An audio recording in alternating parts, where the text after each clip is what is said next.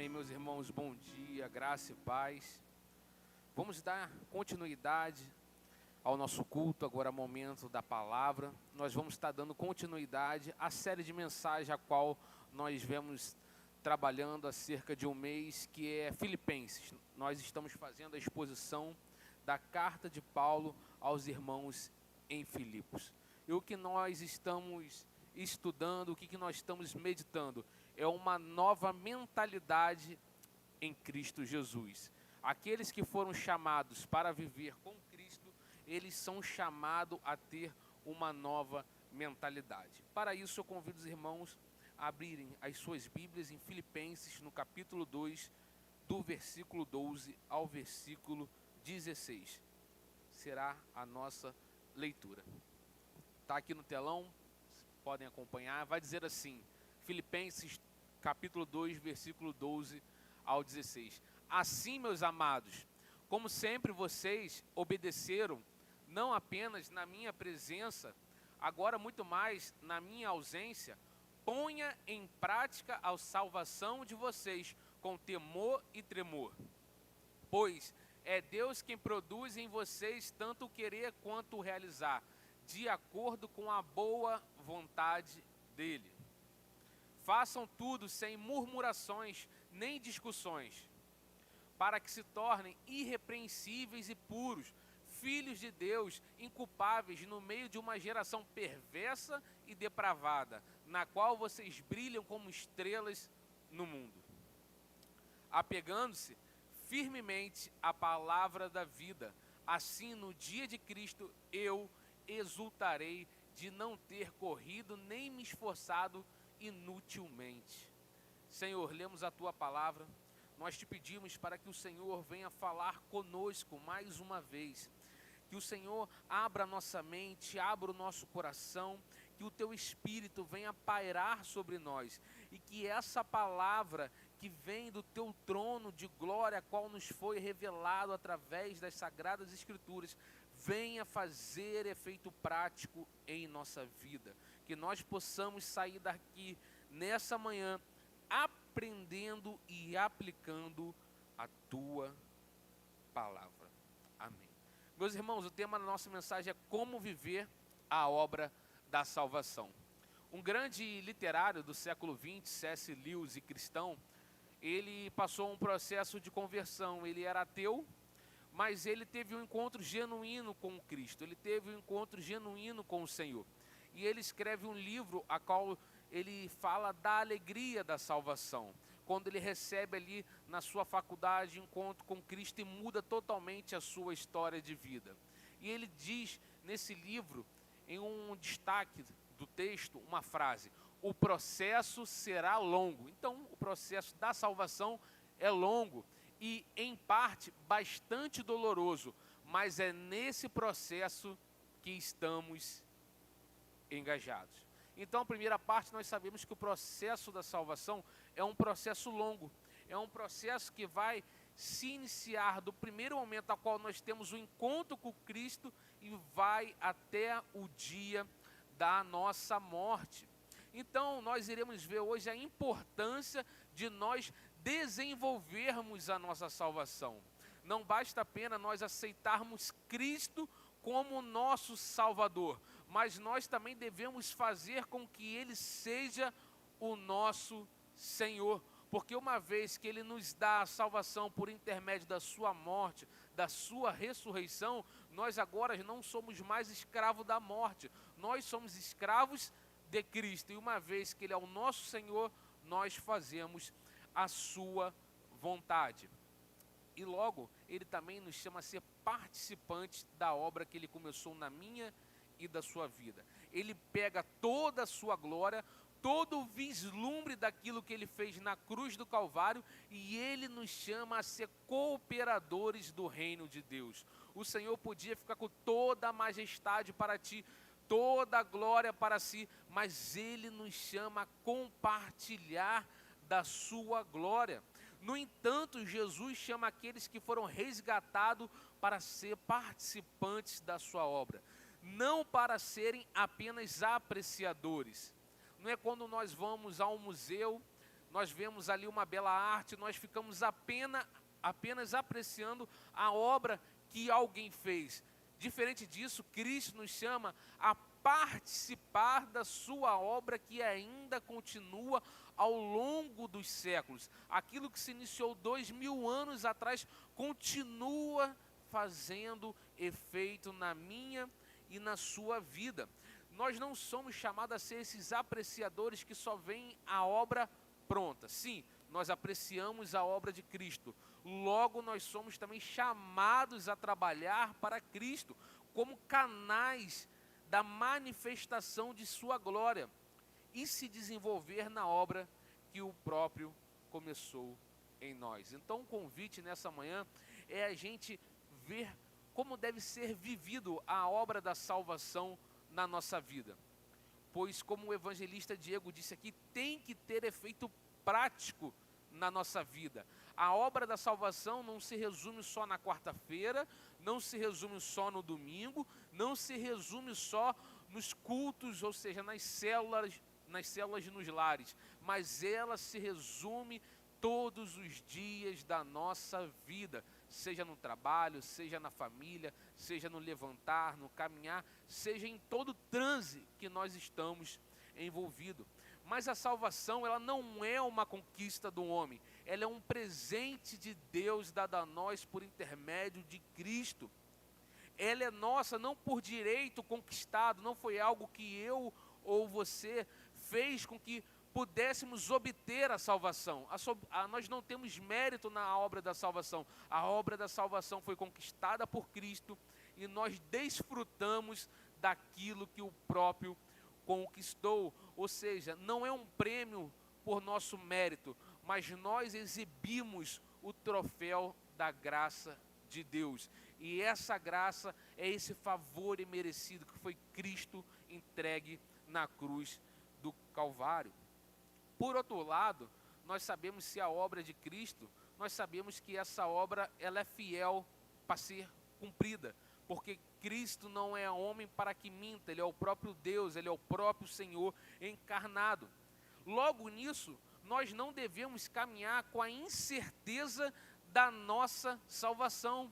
Muitas pessoas no contexto evangélico, nesse evangelicalismo que nós vivemos no Brasil, muitas pessoas vivem debaixo da incerteza da obra de Cristo, temendo que a salvação pode ser perdida a qualquer deslize ou qualquer falta de mérito.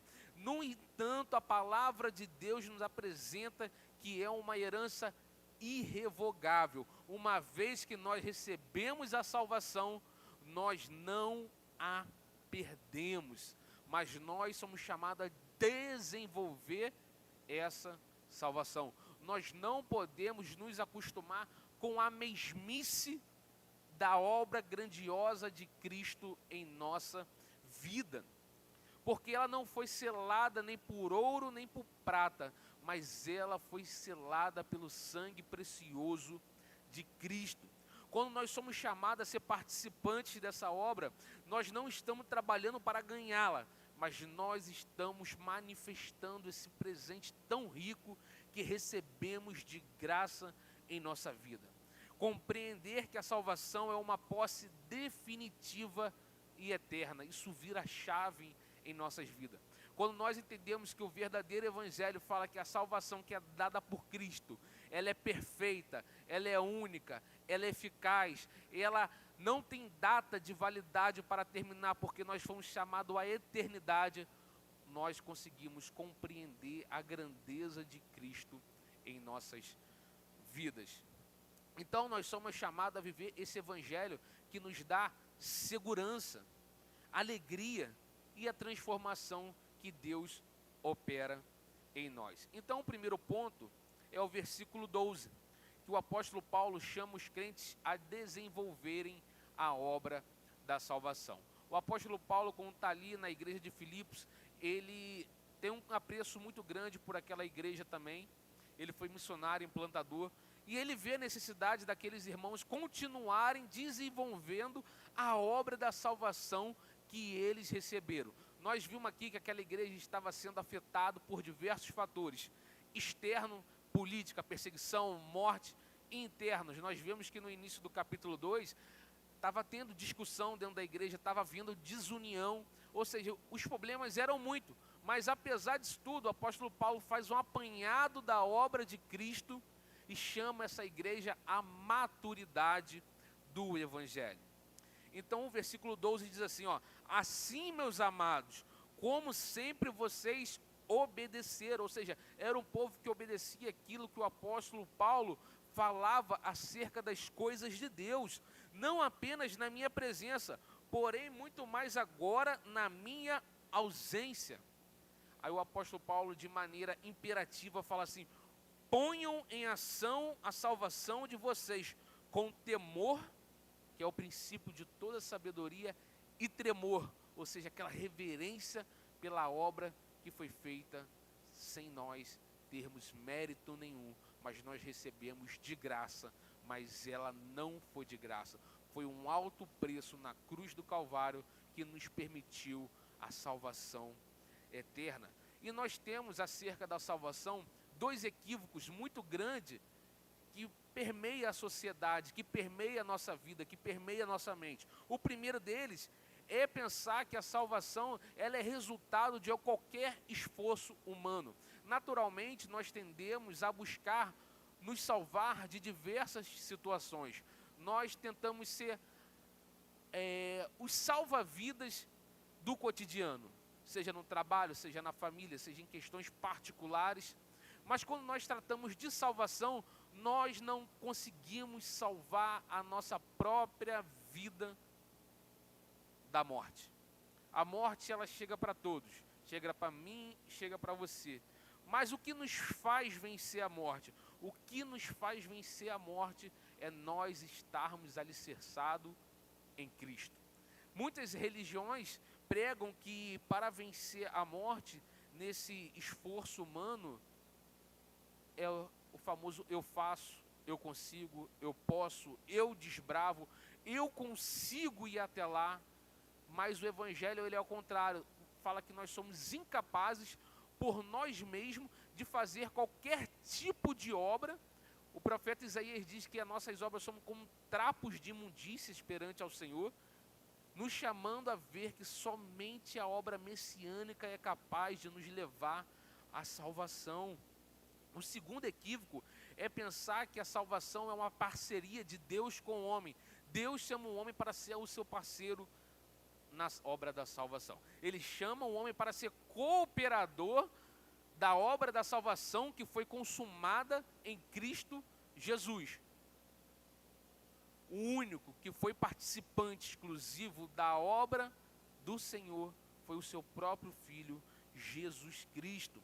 Então, o versículo 12, ele não diz trabalhai para a vossa salvação, ele diz desenvolver a vossa salvação, ou seja, aquilo que já começou em você, é necessário que você desenvolva, é necessário que você tome uma postura diante daquilo que você recebeu. O apóstolo Paulo está mostrando a esses irmãos, olha, a obra que vocês confessam, o Cristo que vocês falam, que é o seu Salvador, que é o seu Senhor, ele tem uma obra na sua vida, essa obra é de salvação, mas é necessário que vocês tenham uma nova mentalidade para desenvolver essa obra, senão vocês vão ficar vivendo na mesma mesmice de sempre. Foi o que o apóstolo Paulo falou para os irmãos lá em Hebreus, no capítulo 6. Eu tinha tantas coisas para falar para vocês, mas vocês ainda estão bebendo leite. Eu estou querendo dar alimentos sólidos para vocês. Eu estou querendo arrancar vocês desse evangelho superficial,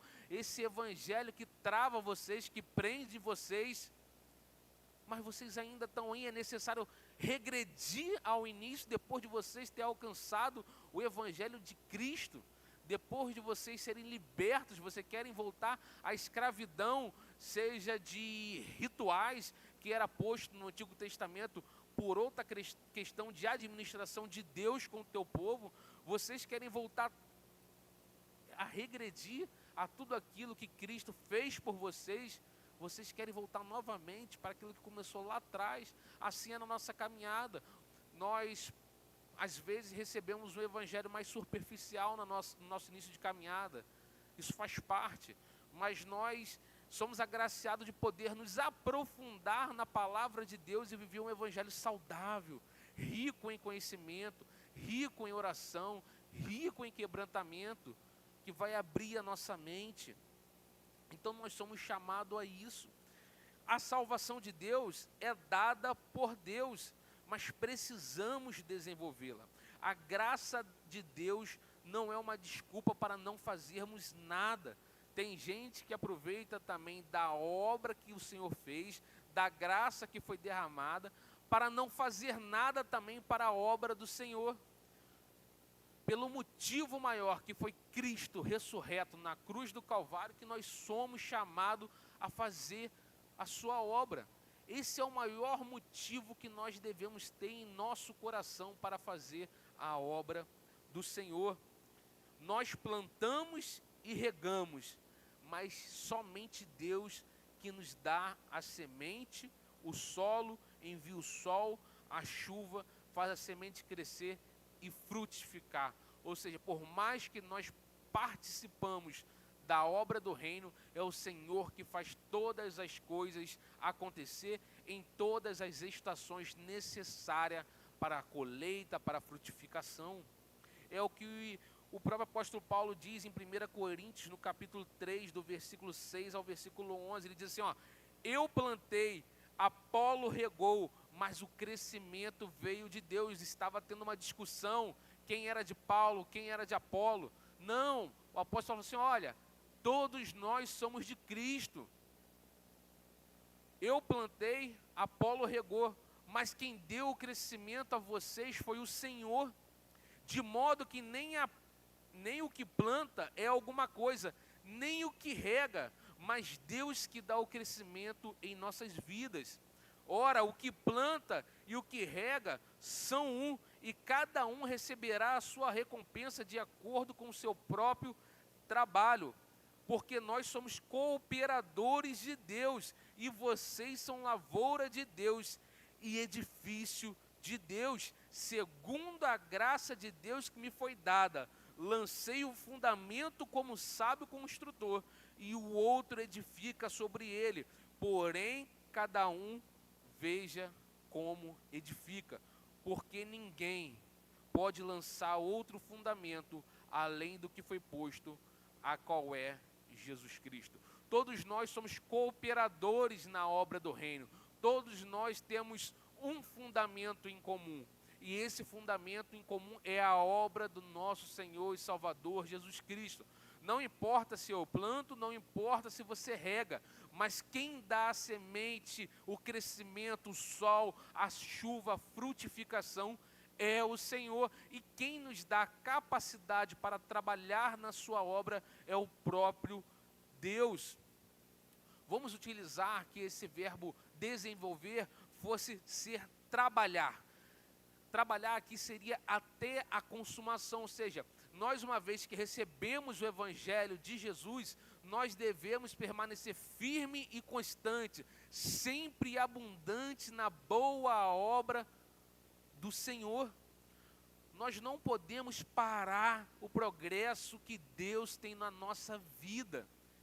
E o progresso que Ele tem na nossa vida é viver a plenitude do Evangelho que nos cabe aqui na terra, é viver todas as áreas da nossa vida com equilíbrio, com santidade, com transparência, polido, cheio dos frutos do Espírito. Nós não somos chamados a ficar só no templo de 4 paredes. Aqui a nova mentalidade que o apóstolo Paulo quer mostrar é uma vida cotidiana voltada a Deus, que você vá lá fora, aonde há corrupção, e mostre ao Senhor que você sirva. Os ímpios não verão o Senhor que nós servimos aqui dentro do culto, mas verão lá fora, no seu local de trabalho. Lá você será canal de resposta, não simplesmente ao pregar um versículo, ao dar uma mensagem. Às vezes, em uma atitude, você mostra que você é diferenciado e que você é cheio do Espírito. Então esse trabalho é como se fosse uma resolução de um problema matemático, até chegar ao resultado final.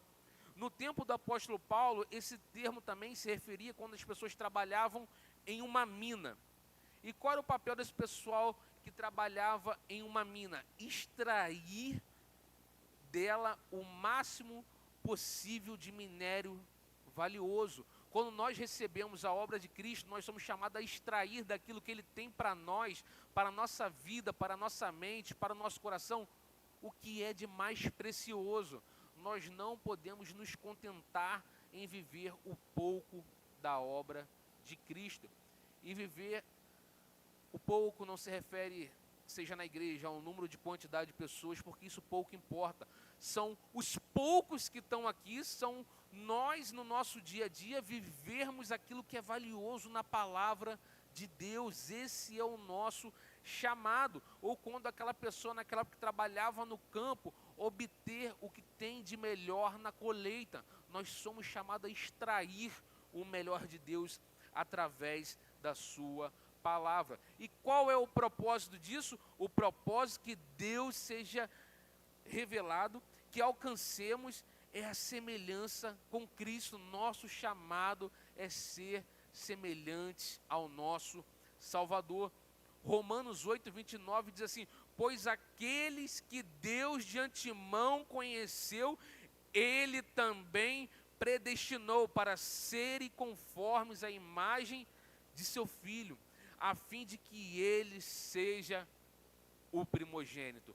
Nós somos chamados a ser imagem de Jesus nesta vida terrena. Nós somos chamados a ser pequenos Cristo.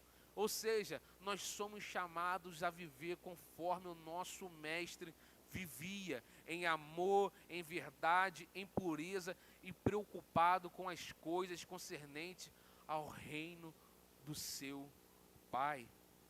E o segundo ponto, Paulo mostra que Deus é o autor do início ao fim. Isso faz com que nós não devemos ficar preocupados com a obra que Deus começou na nossa vida. Pois se Deus, Ele é o autor e consumador, é Ele que garante a obra que começou em nós. O versículo 13 diz assim: pois é Deus quem efetua em vocês tanto o querer quanto o realizar, de acordo com a boa vontade dEle. Meus irmãos, sem Deus, sem a sua ajuda, não se pode fazer nenhum progresso no bem. Sem a sua ajuda, nenhum pecado pode ser vencido. Somente por meio da ação de Deus em nós, podemos superar o mal e praticar o bem. Então, todo bem que nós fazemos, todo pecado que nós vencemos, toda luta diária contra a carne, toda luta diária contra Satanás, toda luta diária contra nós mesmos, se nós vencemos, não é por nós, mas é porque Deus habita em nós. A verdadeira vida cristã não pode permanecer no mesmo lugar, deve estar em contínuo progresso. Se sua vida travou, parou, espiritualmente é momento de voltar ao progresso que Deus tem na sua vida. E qual progresso é esse? São bens materiais? Não, é uma vida de santidade e retidão perante ao Senhor. O Senhor pode fazer todas as coisas, pode te dar uma casa, pode te dar um carro, mas Ele te deu o que é mais precioso. Ele te deu o Filho dEle para que você, crendo nele, obtenha a vida eterna. Busque em primeiro lugar as coisas de Deus, o seu reino, e as demais coisas lhe serão acrescentadas. E se não for acrescentada, nós já estaremos com o coração contentado na obra de Cristo. O que falta hoje em nós é o contentamento. Nós devemos ficar com o coração aquecido ao falar do Evangelho.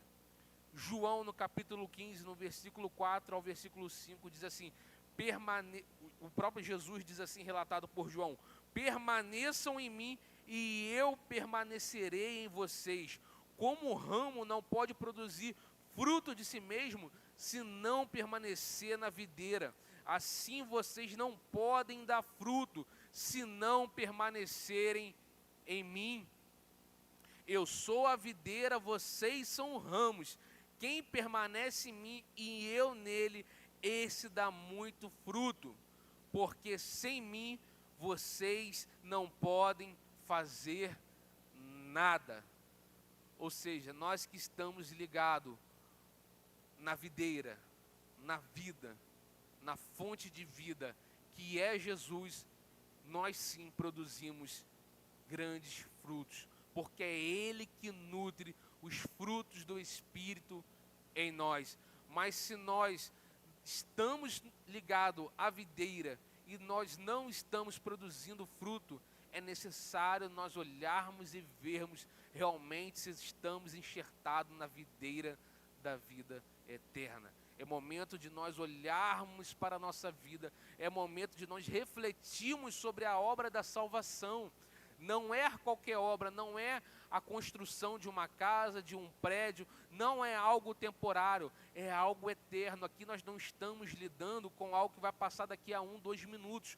Nós estamos lidando com a nossa vida após a morte. O prazer temporário, ele é muito bom, ele é muito gostoso. Se o pecado fosse ruim, ele não seria saboroso aos nossos olhos. O homem não teria se corrompido. Mas uma vez que nós recebemos uma luz muito maior, tudo isso nós vemos que é fachada.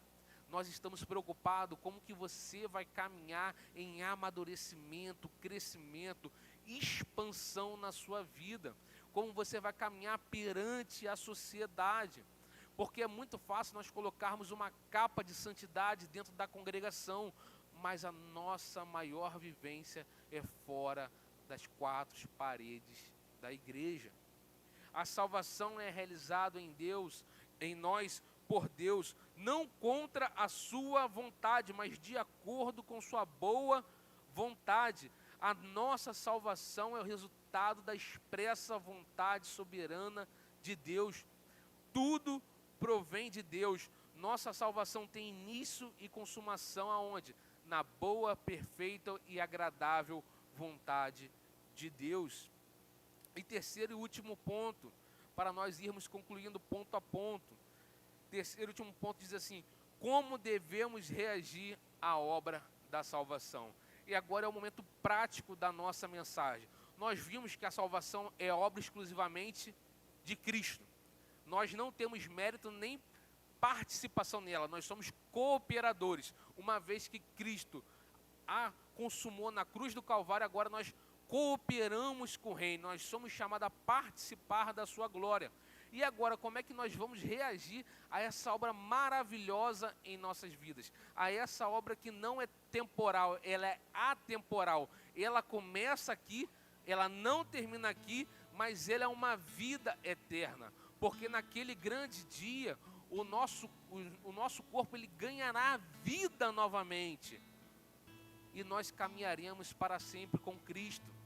Nós devemos sempre, ao ver a nossa vida, ao ter uma prática pecaminosa, nós devemos olhar se realmente vale a pena nós retardarmos a obra que Cristo começou em nós. Se vale a pena nós ficarmos no regresso, se vale a pena nós voltarmos lá no leite depois de ter recebido comida sólida da parte do Senhor. Então nós devemos ter a consciência da obra da salvação. É isso que vai mudar a nossa postura no nosso dia a dia. É isso que vai nos fazer ser pessoas mais maduras na fé. É isso que vai fazer nós sermos mais maduros para lidar com as nossas oscilações, com os nossos, com a nossa forma de sentir, pensar, imaginar. Vai mexer com todas as esferas da nossa vida. Então o versículo 14 diz assim: façam tudo sem queixa nem discussão. A salvação é demonstrada por intermédio de relacionamentos transformados. O apóstolo Paulo volta lá do início do capítulo 2, falando dos relacionamentos problemáticos no meio do povo de Deus. Ele fala da motivação errada da obra de Deus. Eles estavam trabalhando para Cristo, mas desunidos. Ou seja, era um evangelho de partidarismo. Era um evangelho que segregava as pessoas na igreja. A igreja estava discutindo. Então o apóstolo Paulo vai lá, exorta o pessoal, chama ele e dá 2 ordens. O apóstolo Paulo mostra que esse pecado aqui, ele acompanha o povo desde o início da sua trajetória. Quando o povo estava no Egito, o povo murmurava porque estava cativo no Egito. Quando o povo saiu do Egito por intermédio da obra de Deus, o povo reclamava que saiu do Egito. Eles murmuram porque tinham nada para comer. E quando o Senhor deu maná do céu para eles comer, eles murmuravam porque não tinham carne. Eles murmuraram durante 40 anos no deserto. E quando chegaram à terra prometida, ainda continuavam a murmurar. Meus irmãos, muitos de nós somos como ele. O Senhor faz milagre em nossa vida. O Senhor nos dá livramento. O Senhor nos dá a obra dele através de seu Filho. E nós continuamos a murmurar e murmurar. E que a gente não viva como povo. Você passou 40 anos, já chegou à idade madura da sua vida. Você já chegou aos 45 do segundo tempo e você ainda está murmurando da obra que Deus começou em sua vida. Será que você não está tão sensível ao Espírito Santo que você não consegue ver o que já foi feito em você e através de você? E o povo viveu assim durante esse tempo todo. Então Deus nos abençoa mais e ainda assim nós continuamos a murmurar contra Deus. Nós não devemos murmurar nem viver em discussões. Nós devemos avançar para o progresso da obra da salvação na nossa vida. Nós queremos sim que a salvação alcance a todos, transforme a todos, mas nós temos uma responsabilidade individual com aquilo que foi dado por cada um de nós. Tem aqueles que vão multiplicar o talento que Deus deu em suas mãos através da obra da salvação, e tem aqueles também que vão enterrar tudo aquilo que o Senhor deu. Que nós venhamos multiplicar a graça da obra da salvação em nossas vidas. Versículo 15 diz assim: para que vocês venham se tornar puros e irrepreensíveis, filhos de Deus, inculpáveis no meio de uma geração corrompida e depravada, para a qual vocês brilham como estrela no universo. Então esse processo a gente viu que é longo, mas ele também é bastante doloroso, porque ele traz renúncia aos nossos desejos. Porque nós devemos nos tornar irrepreensíveis. A nossa vida deve ser de tal pureza que ninguém encontre uma vírgula a se falar da nossa conduta. O cristão não deve ser apenas puro, mas viver uma pureza que seja vista por todas. O verdadeiro cristão, ele dá testemunho de vida. O cristão deve refletir o caráter de seu pai, a ponto de viver de tal maneira que ninguém possa lhe apontar o dedo acusador. O acusador, ele já foi derrotado na cruz do Calvário. Então nós não temos que preocupar com o derredor se nós estamos andando em santidade e pureza perante ao Senhor. Nós devemos ser puros. Essa palavra é utilizada quando as pessoas naquela época o olheiro utilizava para fazer o vaso de barro. Então eles falam dessa questão de sinceridade, de pureza. Por quê? Porque os olheiros, quando o vaso trincava, eles passavam cera no vaso para enganar aqueles que estavam comprando. E quando as pessoas colocavam o vaso no local, o sol batia, aquela cera derretia e mostrava os trincados que estavam no vaso. Então nós somos chamados a viver como vasos sem cera. Nós devemos viver em sinceridade e pureza de vida. E nessa última parte do versículo 14, no meio de uma geração corrompida e depravada, como nós devemos viver no meio dessa sociedade caída? Se abstendo dela? Não, nós vamos viver inseridos na sociedade, nós iremos viver inseridos em diversas culturas. Nós vivemos a cultura do reino, então a gente deve viver no mundo como Daniel viveu. Daniel viveu na Babilônia, cheia de deuses, e numa cultura totalmente oposta ao Evangelho. Mas ele não se assentou na mesa dos escarnecedores. Ele não se misturou e nem se contaminou. Nós não somos chamados a viver no monte separado da sociedade, porque aqui eu sou mais santo. Não, Nós devemos ser santo aonde o caldo engrossa, aonde as coisas esquentam, aonde o desejo bate na porta, aonde o pecado grita na nossa carne, aonde a corrupção bate na nossa mesa. É ali que a gente deve viver, mas de qual forma?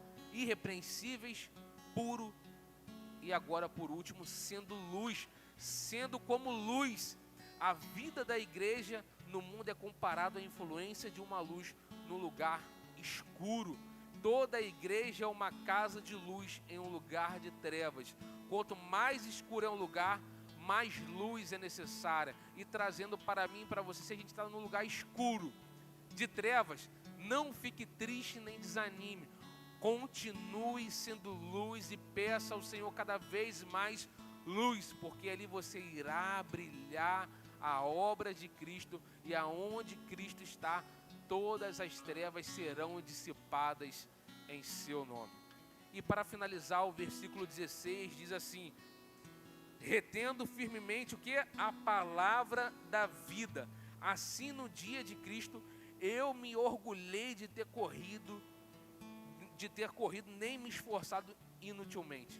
O nosso trabalho aqui não é que vocês corram em vão, que nós venhamos correr em vão. O nosso trabalho aqui é que vocês venham reter a palavra da vida. Nós estamos exclusivamente preocupados em passar o evangelho na sua clareza e na sua transparência, porque o nosso papel é se alegrar no final em ver que as pessoas chegaram lá retendo aquilo que há de melhor para as suas vidas.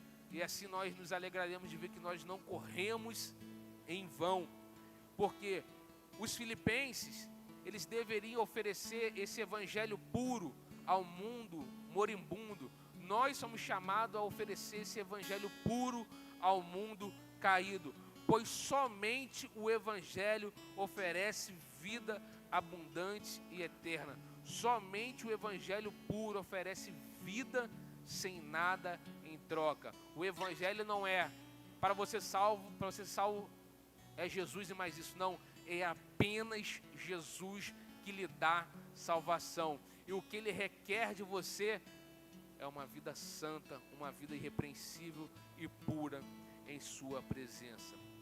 O apóstolo Paulo deixa bem claro que no dia de Cristo, ele como missionário, como aquele que leva a palavra, com muita confiança, desde que seus convertidos permaneçam firmes e vivam de modo que tragam crédito ao evangelho que lhes pregou, que nós possamos viver esse crédito do evangelho de Jesus Cristo. E para finalizar, a pergunta que eu faço para nós hoje: será que nós também temos nos doado como apóstolo Paulo, investindo na vida de outras pessoas, com o evangelho que nos foi ofertado, que nos limpou do pecado? Será que no dia de Cristo você terá a alegria de se apresentar a Deus os frutos do seu trabalho? A gente no trabalho o mês todo para receber naquela primeira semana o fruto do nosso esforço? Será que nós estamos preocupados também com o trabalho que nós temos feito para Cristo? Será que nós temos pensado que o fruto eterno é a salvação? E os nossos frutos perante ao Senhor, quais estão sendo os nossos frutos? De injustiça, de pecado, ou de justiça, ou de santidade? Ou você vai comparecer aquele dia de mão vazias ao Senhor? Senhor, eu até entendia que o Senhor era Salvador e Senhor, mas nada eu pude trazer porque eu não me esforcei para fazer a Tua obra. Eu não me esforcei para viver a salvação que me foi dada. Eu sei que a salvação não se perde, eu recebi e estou aqui. Mas o que eu fiz além disso? Além de sentar no banco da igreja e ver uma vida apática? Não, nós devemos servir sim na igreja, mas nós devemos servir primeiramente na nossa casa, no dia a dia, pois tudo isso é reflexo de uma igreja saudável e que prega com retidão a palavra da vida. Então nós vamos ao louvor e depois nós vamos a uma oração.